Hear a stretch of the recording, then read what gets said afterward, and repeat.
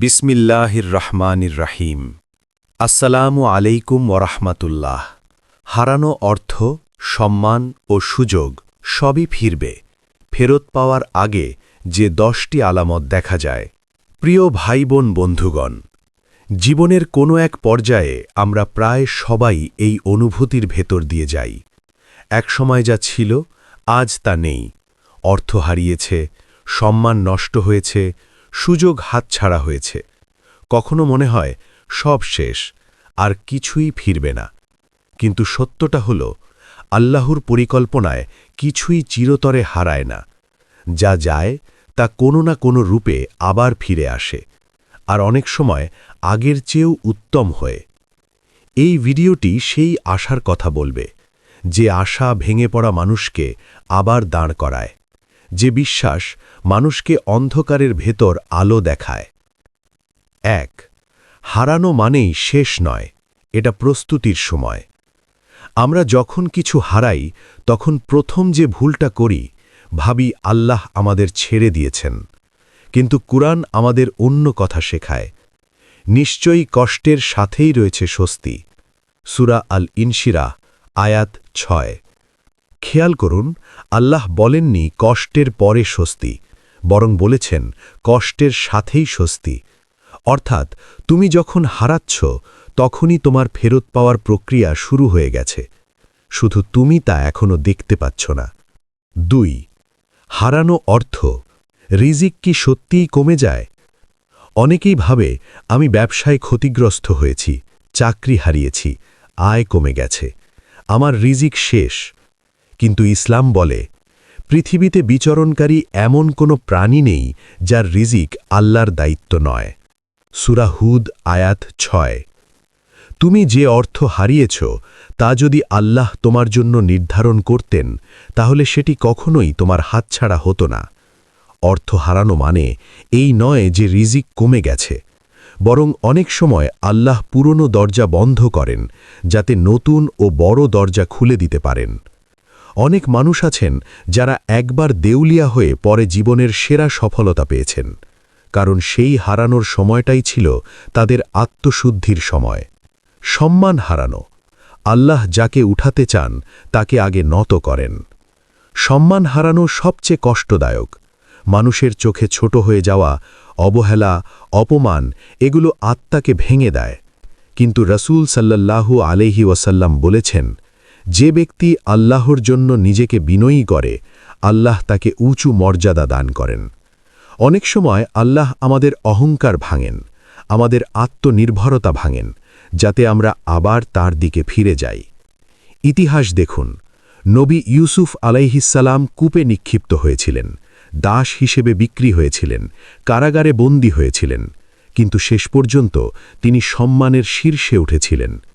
সম্মান হারানো মানেই চিরতরে অপমান নয়, এটা হতে পারে সম্মানের নতুন অধ্যায়ের শুরু। হাতছাড়া হওয়া সুযোগ, আল্লাহর সময় কখনো ভুল হয় না। আমরা প্রায়ই আফসোস করি, এই সুযোগটা যদি হাতছাড়া না হতো, ওই সিদ্ধান্তটা না নিলে আজ জীবন অন্যরকম হতো। কিন্তু তুমি কি জানো যে সুযোগ আল্লাহ তোমার জন্য নির্ধারণ করেছেন, তা কোনোভাবেই তোমার কাছ থেকে হারিয়ে যাবে না? আল্লাহ যা চান তাই হয়। সূরা ইব্রাহিম, আয়াত ২৭। যে সুযোগ চলে গেছে তা হয়তো তোমার জন্য তখন ক্ষতিকর ছিল। আল্লাহ কখনো সুযোগ কাড়েন না, তিনি শুধু সময় বদলান। যখন তুমি মানসিকভাবে, আত্মিকভাবে প্রস্তুত হবে, ঠিক তখনই নতুন সুযোগ তোমার দরজায় কড়া নাড়বে, আর তা আগের চেয়েও উত্তম হবে।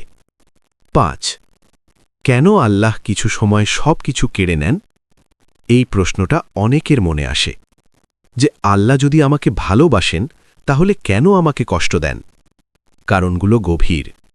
তোমাকে নিজের দিকে ফিরিয়ে আনার জন্য, তোমার ভেতরের শক্তিকে জাগানোর জন্য, ভুল পথে অর্জিত জিনিস সরিয়ে দেওয়ার জন্য, ভবিষ্যতের বড় নিয়ামতের জন্য জায়গা তৈরি করতে। অনেক সময় আমরা যা আঁকড়ে ধরে থাকি, তা আমাদের উন্নতির পথে সবচেয়ে বড় বাধা হয়ে দাঁড়ায়। ৬. ধৈর্য, হারানো ফিরে পাওয়ার সবচেয়ে শক্তিশালী অস্ত্র। ধৈর্য মানে চুপ করে বসে থাকা নয়। ধৈর্য মানে আল্লাহর ওপর ভরসা রেখে চেষ্টা চালিয়ে যাওয়া। নিশ্চয়ই আল্লাহ ধৈর্যশীলদের সাথে আছেন। সূরা আল বাকারা আয়াত ১৫৩। যে ব্যক্তি ধৈর্য ধরে, হালাল পথে চেষ্টা করে, গুনাহ থেকে দূরে থাকে, দোয়া ছাড়ে না, তার হারানো কিছুই অপূর্ণ থাকে না। ৭ দোয়া ফেরত পাওয়ার অদৃশ্য চাবিকাঠি। দোয়া এমন একটি অস্ত্র যা ভাগ্য বদলে দেয়। অনেক কিছু হয়তো তুমি চোখে দেখছ না, কিন্তু তোমার দোয়ার কারণে আসমানে তোমার ফাইল খোলা আছে। রাসূল সাল্লাল্লাহু আলাইহি ওয়াসাল্লাম বলেছেন, দোয়া তাকদীরকেও পরিবর্তন করে। হয়তো এখনই নয়, কিন্তু আল্লাহ এমনভাবে ফিরিয়ে দেবেন যা তুমি কল্পনাও করনি। ৮ যখন ফেরত আসে তখন সব কিছু বদলে যায়। আল্লাহ যখন ফেরত দেন, তিনি শুধু অর্থ ফেরত দেন না, বরং বরকত দেন। শুধু সম্মান ফেরত দেন না, বরং মর্যাদা দেন। শুধু সুযোগ ফেরত দেন না, বরং প্রভাব দেন।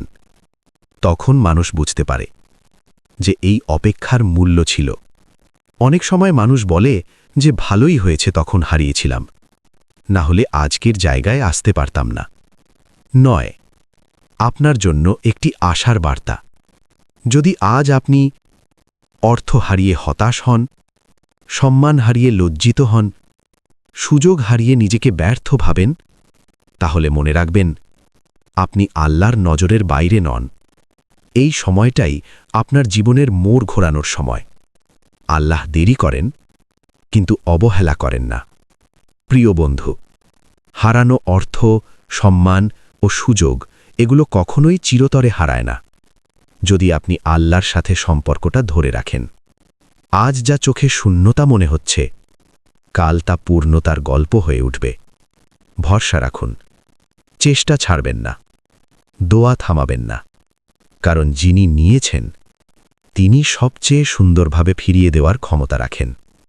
হারানো অর্থ, সম্মান ও সুযোগ সবই ফিরবে। যখন ফেরত আসে, মানুষ বদলে যায়। অনেকেই মনে করে আল্লাহ শুধু নেন, ফিরিয়ে দেন না। কিন্তু যারা ধৈর্যের পরীক্ষায় উত্তীর্ণ হয়, তারা জানে আল্লাহ যখন ফিরিয়ে দেন তখন আগের মানুষ আর থাকে না। এই পর্বে আমরা জানব কেন হারানোর পর মানুষ ভেতর থেকে বদলে যায়, কিভাবে আল্লাহ ফেরত দেওয়ার আগে মানুষকে প্রস্তুত করেন, কেন কেউ হারিয়ে উঠে দাঁড়ায় আর কেউ হারিয়েই হারিয়ে যায়। ১ হারানোর পর সবচেয়ে বড় পরিবর্তন আত্মচেতনা। যখন সব ঠিকঠাক চলে, মানুষ নিজের শক্তিকে কৃতিত্ব দেয়, কিন্তু যখন হারায় তখন সে নিজের সীমাবদ্ধতা বোঝে, নিজের ভুলগুলো দেখতে পায় এবং সবচেয়ে বড় কথা, আল্লাহর প্রয়োজন অনুভব করে। এই উপলব্ধি মানুষের ভেতরের মানুষটাকে বদলে দেয়। আল্লাহ চান না তুমি শুধু সফল হও, আল্লাহ চান তুমি পরিণত হও। ২ আল্লাহ কেন ফেরত দিতে দেরি করেন? এই প্রশ্নটা খুব স্বাভাবিক। যদি ফিরবেই, তাহলে দেরি কেন? কারণ যদি তুমি আগের মতোই থাকো, তাহলে আগের ভুল আবার হবে। যদি আগের মানসিকতা থাকে, তাহলে ফেরত পাওয়া জিনিস আবার হারাবে। আল্লাহ আগে তোমাকে বদলান, তারপর তোমার পরিস্থিতি বদলান।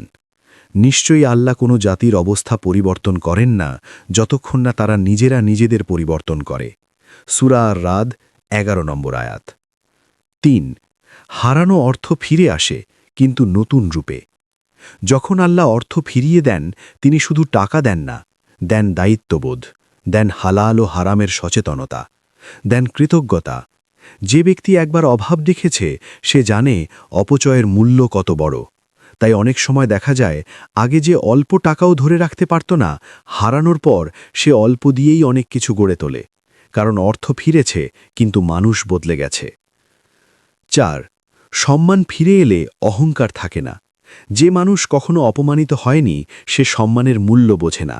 কিন্তু যে উপেক্ষিত হয়েছে, অবহেলার শিকার হয়েছে, মানুষের কটু কথা শুনেছে, সে যখন আবার সম্মান পায়, সে আর কাউকে ছোট করে না।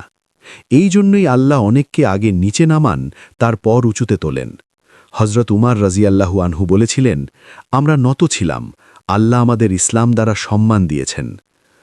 ৫ সুযোগ ফিরে আসে, কিন্তু পরীক্ষাসহ। অনেকেই ভাবে একবার সুযোগ হাতছাড়া মানেই শেষ, কিন্তু আল্লাহ সুযোগ আবার দেন, শুধু আগের মতো নয়, নতুন সুযোগে থাকে বেশি দায়িত্ব, বেশি পরীক্ষা, বেশি জবাবদিহিতা। কারণ তুমি আর আগের তুমি নও। যে মানুষ হারিয়ে শিক্ষা নেয় সে দ্বিতীয় সুযোগকে খেলনা মনে করে না, সে এটাকে আমানত মনে করে। 6. যারা হারিয়েও ফিরে পায় তাদের বৈশিষ্ট্য। সবাই হারায় কিন্তু সবাই ফিরে পায় না। ফারাকটা কোথায়? যারা ফিরে পায় তারা আল্লাহকে দোষ দেয় না, তারা গুনাহকে হালকা ভাবে না, তারা দোয়া ছাড়ে না, তারা হালাল চেষ্টা চালিয়ে যায়, তারা সময়কে কাজে লাগায়। হারানো তাদের থামায় না, হারানো তাদের শিখিয়ে দেয়। 7. যারা হারিয়েই হারিয়ে যায় কেন? কিছু মানুষ আছে যারা হারানোর পর অভিযোগে ডুবে যায়, আল্লাহর ওপর রাগ করে, নিজেকে শেষ ভাবতে শুরু করে। এই মানসিকতাই সবচেয়ে বড় ক্ষতি। আল্লাহ অনেক সময় পরীক্ষা দেন, কিন্তু মানুষ নিজেই পরীক্ষায় ফেল করে। 8. নীরব সময়, আল্লাহর সবচেয়ে গভীর কাজের সময়।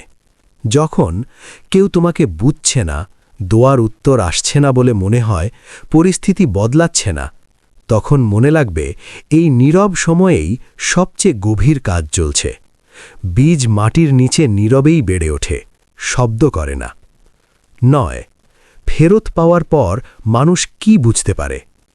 যখন আল্লাহ ফিরিয়ে দেন, মানুষ তখন বলে, ভালোই হয়েছিল তখন হারিয়েছিলাম, না হারালে আজকের জায়গায় আসতাম না, এই কষ্ট না পেলে আমি বদলাতাম না। এই উপলব্ধিই প্রমাণ করে হারানোটা অভিশাপ ছিল না, ছিল প্রস্তুতি। 10. আপনার জন্য একটি বাস্তব সত্য। আপনি যদি এখনও হারানোর ভেতর দিয়ে যান, এই সময়টাই আপনার সবচেয়ে গুরুত্বপূর্ণ সময়। এখানেই আপনার চরিত্র গড়া হচ্ছে, এখানেই আপনার ভবিষ্যতের ভিত্তি তৈরি হচ্ছে। এই সময় নষ্ট করবেন না, অভিযোগে নয়, হতাশায় নয়, বরং আত্মশুদ্ধিতে, দোয়ায়, সচেতন চেষ্টায়।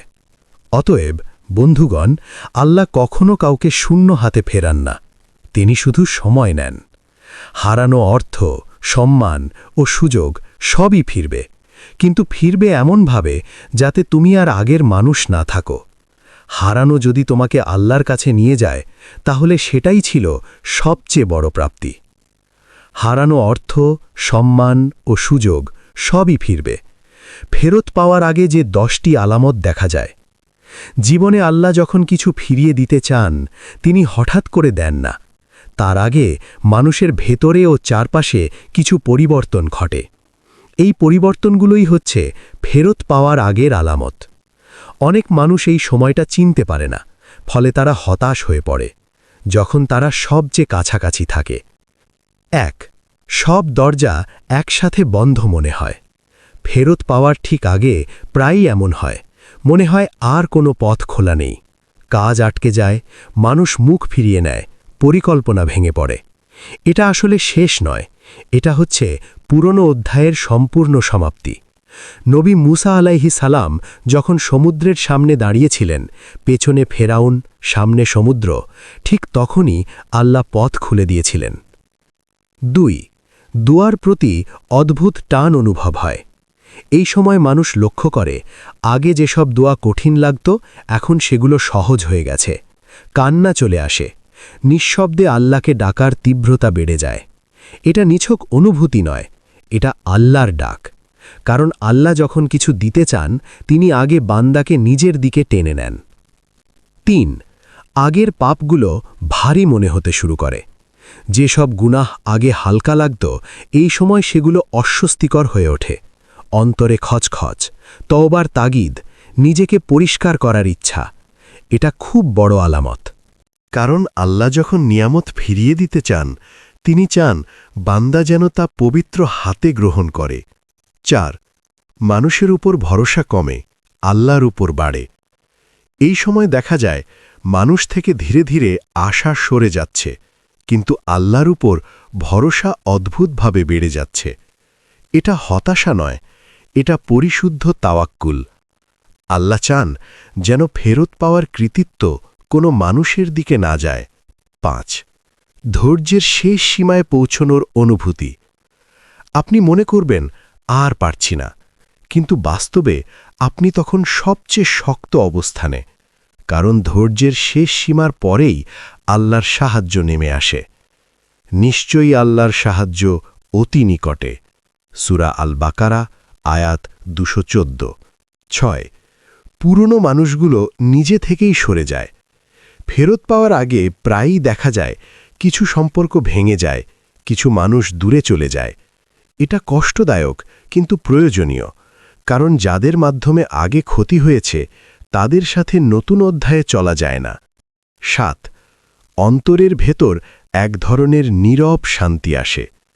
পরিস্থিতি বদলায় না, কিন্তু ভেতরে অদ্ভুত শান্তি কাজ করে। এই শান্তি যুক্তি দিয়ে বোঝানো যায় না, এটা আল্লাহর পক্ষ থেকে আসে। এই শান্তি সংকেত ঝড় থামতে চলেছে। 8 অপ্রত্যাশিত ছোট ছোট কল্যাণ দেখা দেয়। হঠাৎ কোনো ভালো খবর, অল্প রিজিকে বরকত, ছোট সুযোগ যা আশার আলো দেখায়। এগুলো বড় পরিবর্তনের পূর্বাভাস। আল্লাহ বড় কিছু দেওয়ার আগে ছোট ইশারা দেন। 9 নিজের ভুলগুলো স্পষ্ট হয়ে যায়। এই সময় মানুষ নিজেকে দোষ দেয়, কিন্তু হতাশ হয় না, সংশোধনের সিদ্ধান্ত নেয়। এটা আত্মঘৃণা নয়, এটা আত্মশুদ্ধি, এবং আত্মশুদ্ধির পরই আসে উত্তরণ। 10 যা হবে ভালোই হবে, এই বিশ্বাস জন্ম নেয়। এই বিশ্বাস মুখে বলা নয়, ভেতর থেকে আসে। এই পর্যায়ে এসে মানুষ ফলের চিন্তা ছেড়ে দেয়, চেষ্টার উপর স্থির থাকে। আর এখানেই ঘটে বিস্ময়। বিশেষ বার্তা: যদি আপনি এই আলামতগুলো অনুভব করেন, তাহলে মনে রাখবেন, আপনি পিছিয়ে নেই, আপনি ব্যর্থ নন, আপনি পরীক্ষার শেষ ধাপে। এখন সবচেয়ে বিপজ্জনক কাজ হবে হাল ছেড়ে দেওয়া। এখন আপনার করণীয় 5টি কাজ। তওবা ও ইস্তিগফার বাড়ান। ফজর ও তাহাজ্জুদকে গুরুত্ব দিন। হারাম থেকে নিজেকে রক্ষা করুন। অভিযোগ কমান, কৃতজ্ঞতা বাড়ান। দোয়া কখনো থামাবেন না। মূল কথা হল, হারানো অর্থ, সম্মান ও সুযোগ ফেরত আসে, কিন্তু ফেরত আসে তখনই যখন মানুষ প্রস্তুত হয় তা ধারণ করার জন্য। যদি আজ আপনার হৃদয় ভেঙে গিয়ে থাকে, মনে রাখবেন, ভাঙা হৃদয়েই আল্লাহ সবচেয়ে বেশি কাজ করেন। ধৈর্য ধরুন, আপনি খুব কাছেই আছেন। হে আল্লাহ, আমাদেরকে সঠিক ঈমান ও ধৈর্যের সাথে চলার তৌফিক দান করো, এবং প্রিয় রাসূল সাল্লাল্লাহু আলাইহি ওয়াসাল্লামের সুন্নাহ মেনে ধর্মকর্ম চালিয়ে যাওয়ার তৌফিক দান করো। আমিন ইয়া রাব্বাল আলামিন। এই পর্যন্ত ভিডিওটি দেখার জন্য আপনাকে অসংখ্য ধন্যবাদ। ভালো লাগলে লাইক, শেয়ার এবং ফলো দিয়ে উৎসাহিত করবেন, এবং সাবস্ক্রাইব করে পাশে থাকবেন, যাতে এই ধরনের ভিডিও আপনাদের কাছে পৌঁছে দিতে পারি, এবং এই রকম ভিডিও দেখে আমাদের অন্তর আত্মাকে পরিশুদ্ধ করতে পারি। আসসালামু আলাইকুম ওয়া রাহমাতুল্লাহি ওয়া বারাকাতুহু।